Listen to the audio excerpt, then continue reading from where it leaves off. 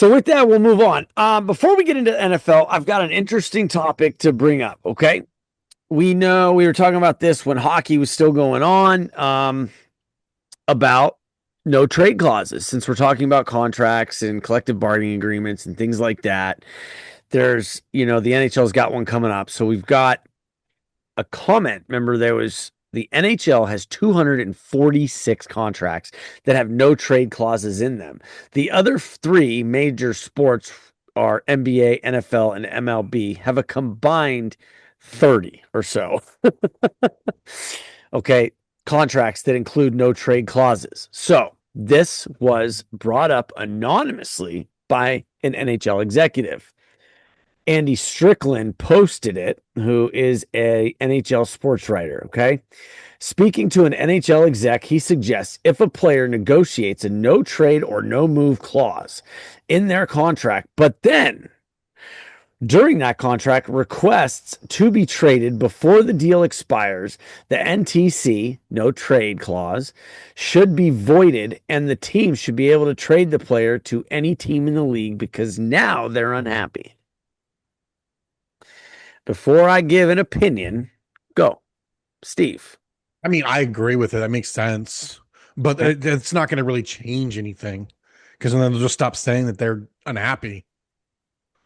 So their to that clause won't come into effect. Okay. Brandon?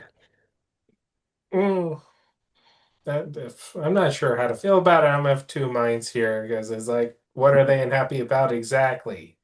It Is does. it It a just management issue or who they're playing with? Like, what's no. It's going on? maybe there's all kinds of issues that come up all the time. Players behind closed doors. We never hear about it. Whatever the deal is, whether it's with a teammate or the city or his wife or whatever, it's like, hey, I need to get out of here. Yeah. It Yeah, doesn't I matter see. though because it's a contract. You don't, and they're happy to trade him. But let's say that he's got 5 teams on that list, and 3 of those teams that are on that list are going to give the team What they adequate want. what and more or more. If you request a trade after wanting this no trade clause, no movement clause, blah blah blah, and if you do approve the no movement clause, or you say, okay, no movement clause, just trade me, but those teams that are in that contract say these are the teams that you can't trade me to. I mean, Brandon Ayuk was trying to tell the 49ers what teams to go to. They found deals with all these teams. Christ, there was one team that was going to give him $35 million, dude. But he didn't like the quarterback. Again. So, but this is the NHL, and it's like, so, Nick? Uh, I think it could be, I mean, a sport wide thing because like you said, Well, you see it it's not mostly in really the an issue. NHL. It's not, it I just know, isn't I an know, I issue in know, other I know. You leagues. see it mostly in the NHL, but there are other players who put these things in there that usually the people with the biggest names, biggest following in their sports. I think it's a great way to take some of the power out of the players' hands and back into the C-suite, if you will, of the owner suites, so they can actually do stuff for their team, not for that player. I I like mean, it. it's the player that wants the no movement or the no trade clause. Those are the players are the ones that, decide that kind of stuff, and their agents then negotiate it based on what the player wants. So, Yeah, you that's one of know, those kind of situations where it's because I hate you. Obviously, most people hate the owners and because they're always just about in it for the money and everything like that. So and it's it's not the contracts are a owners, lot of times in their favor. it's the GMs that are negotiating these, and so not the owners. But it's the GMs that negotiate these types of deals. That's Yeah, why the not a fan. owners hire the general What do you think manager. about it then? What's your opinion with it? With if a player it becomes unhappy and then wants to be moved, Yeah. then yeah, I think your no trade clause goes right out the window. Gone. See ya.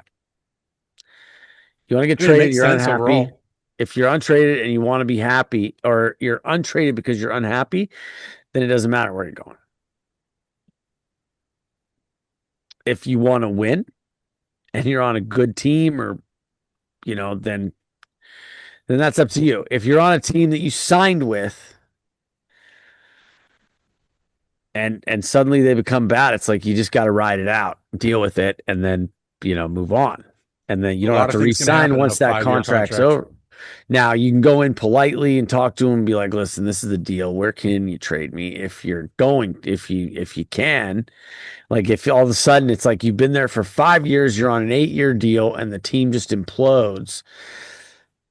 It's like you stick it out for 3 years, but at the same time, it's like okay, it depends on how old I am, on how I would handle it as a player, you know.